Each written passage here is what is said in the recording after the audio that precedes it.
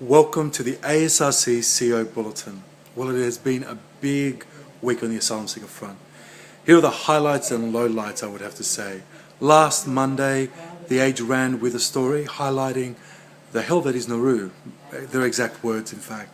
And the ASRC was there on the front page, putting a spotlight on it, talking about how these are places that are fundamentally there to psychologically torture asylum seekers and demanding the end of them. And we'll keep putting that pressure on. During the week, you saw politics reach an all-time low, I would have to say, that I've seen in a decade, which was because of one asylum seeker up on alleged sexual assault charges that had been released from detention to the community.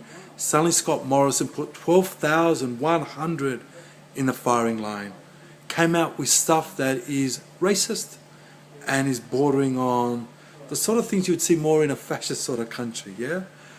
Saying asylum seekers, when they get released from the detention centre, police should be notified of where they're living. Asylum seekers when released from detention, the neighbours should be notified of where they're living. All that's missing is maybe getting them to wear a symbol to accompany their release.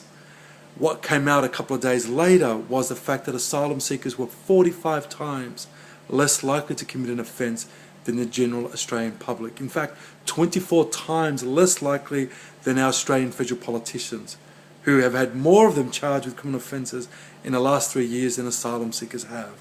And yet Scott Morrison, not only did he not apologise, he held his ground, which is appalling, and continues to argue that the police and neighbours should be notified, we should freeze the release of any other asylum seekers from detention, and we should create a new behaviour protocol.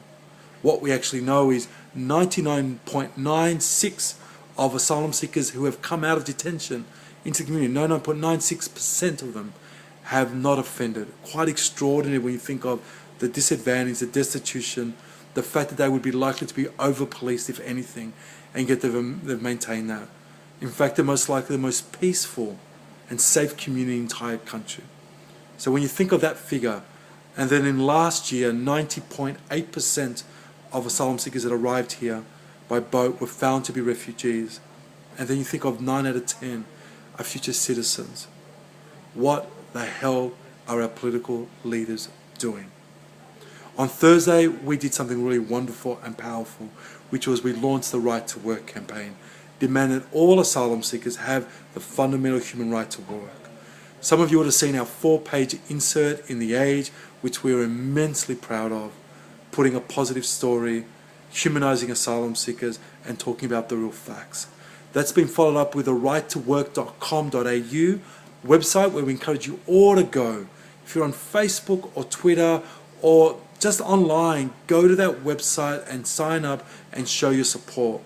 We also have Right to Work postcards for Brendan O'Connor, the Minister of Immigration, and Julia Gillard that you can pick up from the ASRC next time you're here volunteering and send them to it saying, we're demanding the right to work. We also have over 30 NGOs that have signed on board, and we are part of a coalition from Hotham Mission to Foundation House to Amnesty International to Get Up to the Australian Nursing Federation, a broad coalition of people demanding the right to work for asylum seekers. You're just seeing us getting started. In this election year, the ASRC will be a champion of change. The ASRC will lead the way with many other community organisations in championing that fair go, that opportunity, that chance for freedom, and just that opportunity to succeed. That's all our people are asking for. So looking forward to updating you more as the year goes on. All the best till next week, guys.